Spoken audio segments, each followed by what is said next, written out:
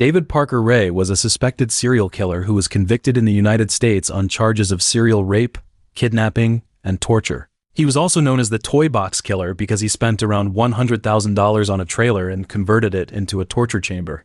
There were all kinds of tools for torturing his victims, such as whips, chains, pulleys, clamps, belts, leg hangers, and scalpel blades. And he even installed a homemade generator to electrocute and torture his victims. Most serial killers are not known to their family and friends until they are arrested for their criminal activities, but David's lover, daughter, and friend were his accomplices who were responsible for helping him find as well as kidnap his victims, and were even directly involved in the process of the murders. Before his crimes were fully exposed, his neighbors and friends said he always seemed like an ordinary guy, and his actions and appearance never hinted at the dark and cruel side he kept hidden. David was born on November 6, 1939, in Belen, Valencia County, New Mexico. It's an area with a pretty high crime rate. In fact, modern statistics show that about 1 in 50 local residents will be the victim of a serious crime.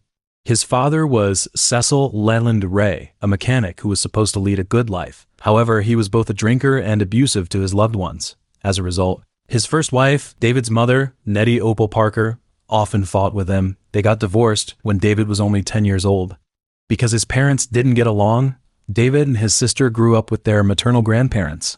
Unfortunately, David's grandmother had a mental illness and treated David as if he were her son, and she raised David and his sister in an extremely old-fashioned, strict manner. His father, a violent alcoholic, has never made any changes, even though he often doesn't see his children and his wife is going to choose to divorce him. And when he was drunk, he would sometimes go to see his 2 kids and bring magazines with pornographic images that were abusive. As everyone knows, kids who are raised with strict discipline and abuse often have psychological problems, and David is no exception. He had low self-esteem and was introverted during his high school years. When he was around girls, he often found himself too shy to speak. But often such a person would suffer from the taunts and hurt of his peers, so he began to use alcohol and drugs as his way to go to escape reality. Dark fantasies of raping, torturing, and even murdering women developed as early as his teenage years.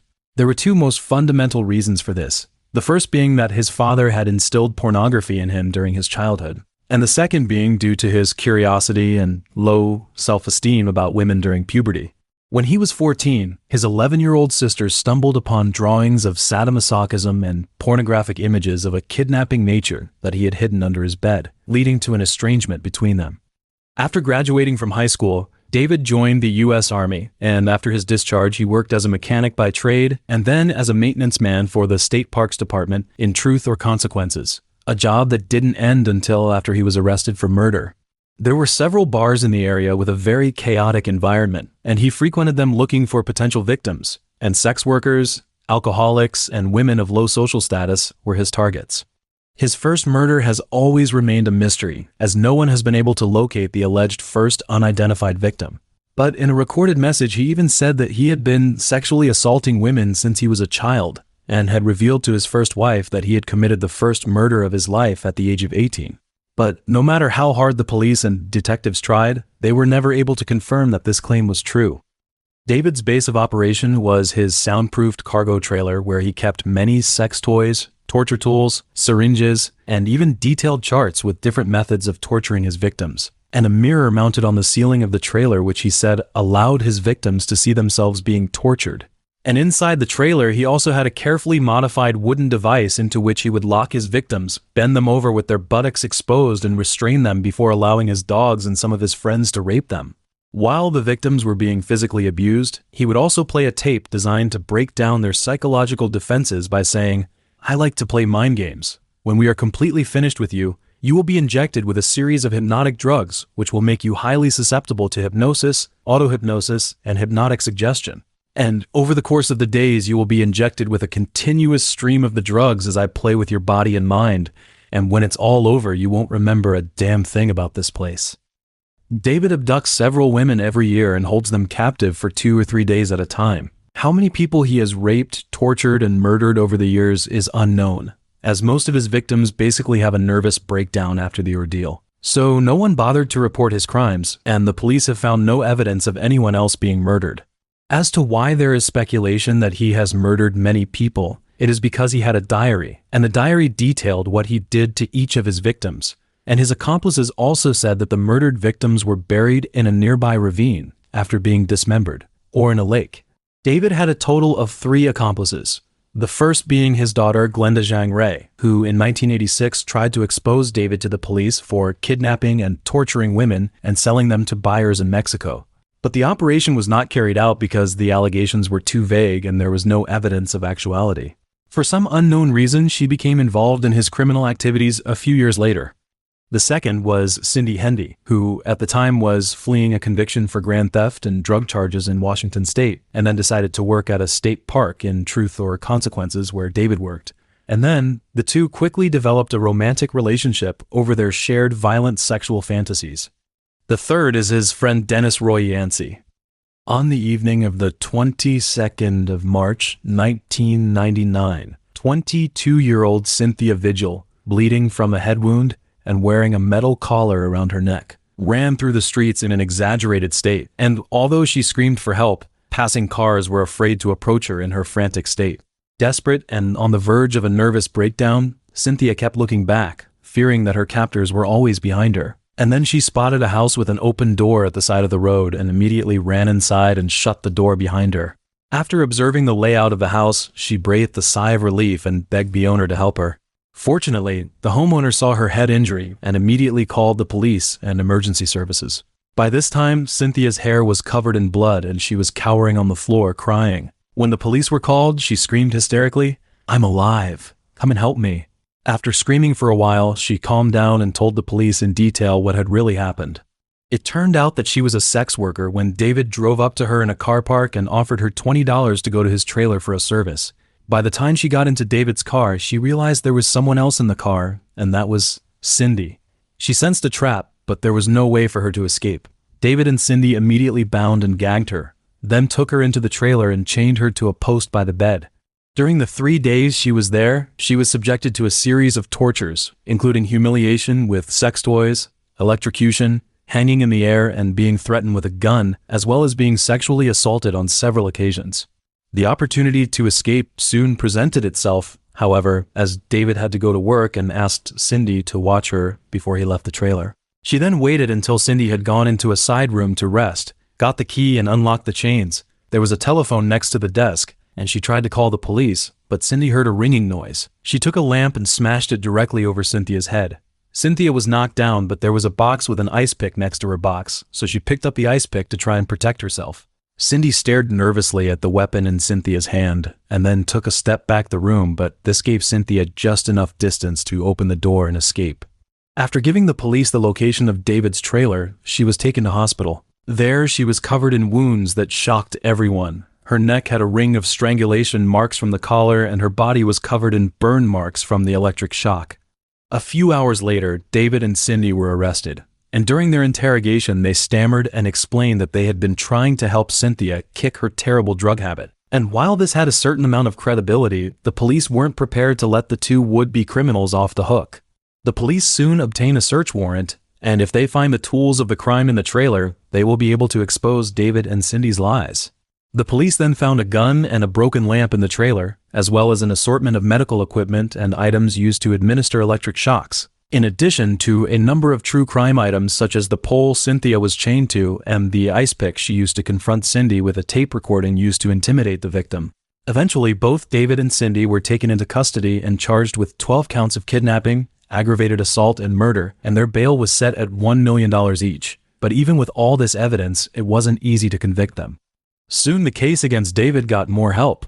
When the incident was reported in the newspapers, a victim called Angelica Montano told police that she had suffered a similar ordeal a month earlier, saying that she was a friend of theirs and had entered their home on the 17th of February looking for cake mix before David took a knife and told her she had been kidnapped. Apparently, the painful ordeal took place and she was tied up, stripped naked, and then put on a metal collar, followed by a series of abuses. This lasted for 3 days in total, as on the 4th day she managed to persuade them to let her go and they left her on a local motorway. Luckily, a policeman rescued her, but when she told him about it, he didn't believe her and let her go when they got to a bus stop, thinking she was just crazy. According to a source, Cindy had told a friend that she had taken part in David's crimes under the influence of alcohol because it gave her an adrenaline rush. And she confided in this person that 4 to 6 people had been killed, dismembered, and thrown into a nearby lake. Although he doesn't quite believe Cindy, he decides to tell the story to the police. In the end, Cindy is willing to sign a plea bargain with the prosecutor, and in exchange for a significant reduction in her sentence, she provides extensive details about David's murder, and also reveals that Glenda, David, and Yancey were involved in the murder of a young woman together. Her name was Sylvia Marie Parker, and at the time of her disappearance, she was only 22 years old and the mother of 2 young children. And then, investigators quickly located Yancey, who was 27 years old, and brought him in for questioning. During questioning, Yancey provided information about the sadistic, masochistic behavior he had witnessed, including in David's trailer, and described photographs he had seen of David's ex-wife in a restraining position, as well as seeing David torturing a girl in the trailer, but insisting that the girl had consented to being tortured. During the second questioning, Yancey changed his story. He said that he knew the murdered Marie, who was in fact his ex-girlfriend. On the 5th of July 1997, he went to a bar with David and Glenda. At first he thought they were going to do a drug deal, but the father and daughter went in and took Marie out, where they handcuffed her and warned her that they would kill her if she talked. Yancey, in turn, sat in the back of the car with Marie and was responsible for calming her. They then took Marie to the trailer. During this process, Yancey considered calling the police, but he was afraid that David would kill him, and he knew that Marie had been held for 3 days and repeatedly tortured. On the 4th day, David and Glenda came to Yancey and told him that they were finished with her. They gave Yancey a rope and instructed him to strangle her, which he did, and then together they dumped the body in a remote location. After it was over, David threatened him with the same fate if he revealed what had happened. He tried to tell the police where Marie's body was, but he was unable to find the exact location, and it is possible that David moved the body because he feared Yancey would snitch. On the 10th of April 1999, Yancey was arrested on suspicion of murder and also charged with kidnapping, tampering with evidence, and conspiracy. And his case ended with 2 15-year sentences for 2 counts of second-degree murder and 1 count of conspiracy to commit first-degree murder. Cindy's charges were reduced from 25 to 5 counts of conspiracy and accessory after she provided detailed information to help in these cases, and she was sentenced to 36 years in prison to be released in 2019. After seeing the ongoing news coverage, an elderly woman reported a bizarre incident to the police. Her son's ex-wife, Kelly Garrett, had inexplicably disappeared for 3 days. When she appeared in public, she was ragged and mentally ill, often incoherent. They assumed that Kelly was in hiding and using drugs, causing the problems, so they let her go. But it wasn't until she read the reports that she thought Kelly might be suffering not from drug addiction, but from David's torture. Eventually, the police found Kelly, who was identified as the woman who had been tortured and beaten on the video, but she had only fragmentary memories of what had happened. And those memories included being taken to the trailer by Glenda, David threatening her with a knife while Glenda took control of her, and then being stripped naked and tied to a bench in a small room. And she remembered exactly what was in the trailer, and she remembered being subjected to several types of sexual assault. After a few days of torture, probably due to her mental breakdown, David thought that such a person would not be a problem for him, so he let her go. On the 26th of April, Glenda was arrested and charged with abducting women for the purpose of sexual torture, and David's charges were increased to 37 counts. At her trial, her lawyer stated that Glenda strongly and categorically denied any criminal connection with her father and predicted that more arrests would be made before the end of the case, which ended with a 9-year prison sentence. A judge ruled that the criminal cases against Cynthia, Angelica, and Kelly would be separated, meaning that David would be tried separately. And the judge also ruled that most of the evidence found in the trailer during the 1999 raid would not be admissible in Kelly or Angelica's case, including David's tape recordings, even though he had detailed his kidnapping and torture habits. The first trial was for Kelly's crimes, and David was charged with 12 counts of sexual abuse, kidnapping, and conspiracy. Kelly took the stand to testify about what David had done to her, but her memory was fragmented and did not convey well that she had been forced to do these things. Although it was possible that she had been drugged, this could not be proved. The judge then declared a mistrial, and despite deliberating for over 8 hours, the jury claimed that they couldn't agree on the 12 charges. 2 of them felt that David was not guilty of assault. They felt that the victim had failed to convince them, One of them said, "I'm not sure he tortured her. After all, there are lots of people who like rough sex." When Kelly heard the news, she was in tears. She didn't know why they didn't believe her or how she could convince people that she didn't have such evil thoughts or want to be subjected to such torture. Perhaps realizing that he would never get away with his crimes, David remembered the daughter, Glenda, and in an effort to gain leniency for her, he agreed to a plea bargain, and then Glenda received 5 years probation, because in David's mind, freedom was the last gift he could give her. In the end, in 2001, he was sentenced to 224 years in prison for kidnapping and sexually assaulting 3 young women.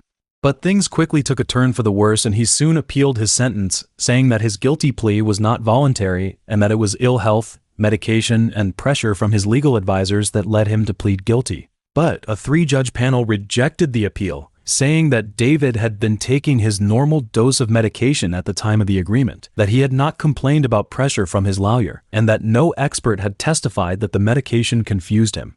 The agreement was therefore upheld. On the 28th of May 2002, just as David was about to be transferred to the general prison population at the Lee County Correctional Facility in Hobbs, New Mexico, he died of heart attack. The following are several murders suspected to have been committed by David, most of which were reported to the police by Cindy, but could not be convicted until there was too much evidence or the victim's remains were found. In 1986, at the age of 51, Billy Ray Bowers became co-owner of Canal Motors, a used car dealership on North Van Buren Street in Phoenix, Arizona, a business that employed David, although he often clashed with Billy. On the 25th of September 1988, Billy mysteriously disappeared in Phoenix, Arizona. A year later, a fisherman found the body of an unidentified man wrapped in a blue tarp in McRae Cove on Elephant Butte Lake, with no information to identify him, and an autopsy report indicated the cause of death was a gunshot wound to the back of the head. It wasn't until March 1999 that police finally identified him as Billy by comparing dental records. Jill Suzanne Troya, 22-year-old, was last seen late on the 30th of September 1995 at the Frontier Restaurant in the 2400 block of East Central in Albuquerque, New Mexico. That night, she went to a bar with a friend and then went to the restaurant with Glenda. According to witnesses, Glenda and Troya got into an argument inside the restaurant, and Glenda later told police that she left Troya at the restaurant before driving with David to Elephant Butte Reservoir in southern New Mexico, but Troya disappeared from there. It wasn't until David wrote detailed descriptions of sexual torture and murder victims in prison that police discovered that one of them was an Asian victim who matched Troya's facial features. The police also found among the victim's belongings a letter dated June 1990 from an Australian man called Mark to a young woman called Connie, who David's diary described as an 18-year-old white woman with long blonde hair, a birthmark on her chest, and a height of 160 centimeters, who he had abducted and murdered in December 1995. At the time, the Australian Federal Police and the Federal Bureau of Investigation investigated in the hope of finding Mark so that he could identify Connie, but they did not, perhaps because there was too little information, or it is possible that Mark was also murdered. To this day, Connie has not been found, and there is no information about her in the existing cases of unidentified or missing persons. On the 30th of June 1999 at 10:30 a.m., 61-year-old Ralph Tudor was fishing when he caught an 80-pound sack containing a pile of meat. He originally thought it was all some animal meat, but after opening the sack, the more he thought about it, the more wrong it became. Because if it was animal meat, then why would they put it in a sack and throw it into a lake? So he called the police to report that he had found a sack suspected to contain human flesh.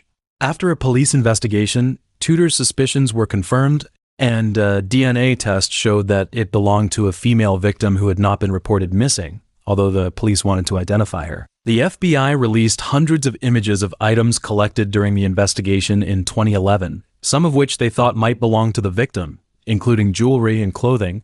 And to this day, the police haven't given up. And if you search the internet for information about David, you can still see images of items that might belong to the victim.